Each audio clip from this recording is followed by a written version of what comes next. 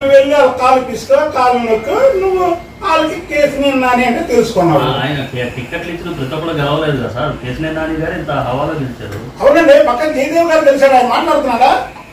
ఆ పక్కన రామ్మోహన్ నాయుడు గారు తెలిసాడు, ఎలా మాట్లాడుతున్నారా? అదేదో ఆయన పెద్ద తోపు, వేరే ఎవరు కూడా ఇచ్చారంటారండి కార్పొరేషన్. ఆయన తోపు, ఆ అమ్మాయి మీరు, ఆయన ఎందుకు గెలిపించుకోలేదు మీరు? కాదండి, సీట్లు ఆయన ఇచ్చాడు, సీట్లు ఆయన మీ అందరూ చూసి సీట్లు ఆయన ఇచ్చాడు, ఎందుకు గెలిపించుకోలేదు మరి? మనస్తాపంతో సరిగ్గా పనిచేయలేదు సార్. ఇప్పుడు ఆయన బయటకు వెళ్ళిపోవడానికి ఒక రకంగా మీరు కూడా ఒక కారణం అనేది ఆయన చెప్తూ ఉన్నారు. అనవసరమైన ప్రశ్నలు లేకండి. ఇప్పుడు అందరి మీద వేస్తాడు. నేను ఇందాక ఒకటే మాట చెప్పా, దొంగతనం చేసి దొంగ దొంగ దొంగ పరిగెత్తినట్టు అతనుకున్న చెడు బుద్ధులన్నీ ఎదుటోడి మీద వేసాడు. నా కేసులు తెస్తా, 34 కేసులు.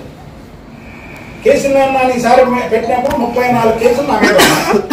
34 కేసుల్లో దాదాపు 16 కేసులు ఎన్నో పెండింగ్లో ఉన్నాయి. అతని మీద ఎన్ని కేసులు ఉన్నాయో, నా మీద ఎన్ని కేసులు ఉన్నాయో, అతని మీద ఏ కేసులో, నా మీద ఏ కేసులో, FIRలో ఆ FIRలో ఏ రాశారో అన్నీ కూడా మీడియా ముందు పెడతా.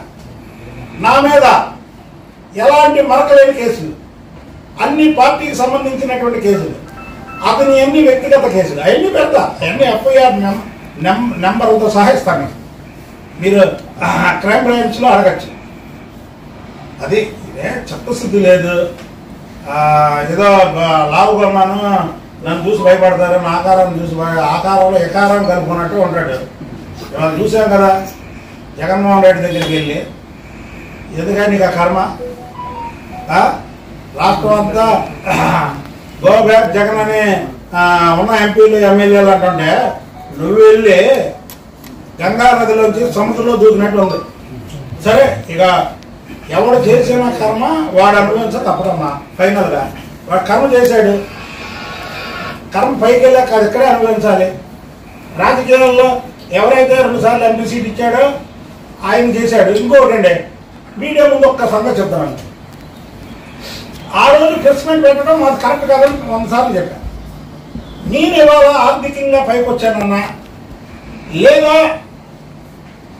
ఒక ఇది మీడియా ముందు చెప్పాలి, లేదు ఒక రాజకీయంగా పైకి వచ్చానన్నా, విజయవాడ నగరంలో కమ్మ సామాజిక వర్గానికి చెందినటువంటి అనేక మంది వ్యక్తులు నాకు ఇది పడ్డారు. అనేక మంది వ్యక్తులు నాకు చేతికిచ్చారు. కానీ ఆ కులంలో ఈ చెడకూడదు, ఈ కొడాలి నాని కేసీఆర్ నాని. మాకు కమ్మ కులం అంటే చాలా గౌరవం, నిజంగా చెప్తున్నా.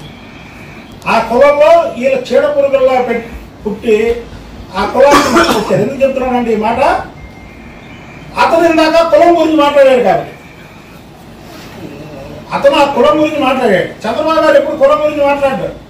చంద్రబాబు గారు పక్కన ఉంటే బీసీ ఉన్నాడా, ఇక్కడ ఎస్సీ ఉన్నాడా, లేకపోతే మైనార్టీ ఉన్నాడా అని చూసుకుంటాడు.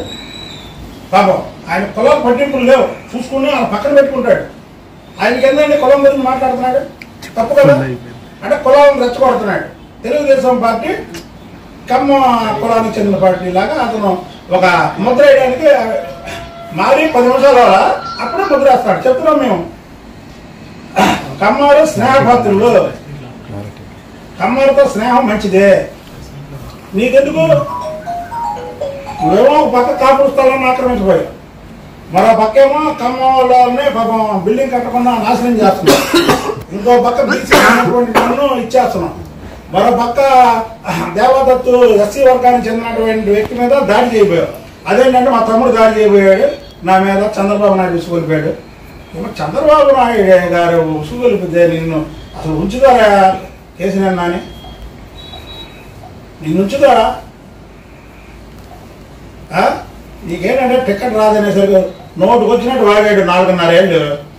ఇక లాస్ట్ 1-2 నెలలు ఉన్నాను కానీ మళ్ళీ టికెట్ పోటీ చేయను అన్నాడు. మా ముందు పోటీ చేయను అన్నాడు. ఇందాక చెప్పాడు 10 మంది ముందనే, మా ముందు చెప్పాడు పోటీ చేయను అన్నాడు. మళ్ళీ పోటీ చేస్తా. అసలు మాటకు విలువ ఉందా? మీరు చెప్పండి. వారం రోజుల ముందేమో జగన్మోహన్ రెడ్డి పని అయిపోయింది అన్నాడు, ఇప్పుడేమో మా పని అయిపోయింది అన్నాడు.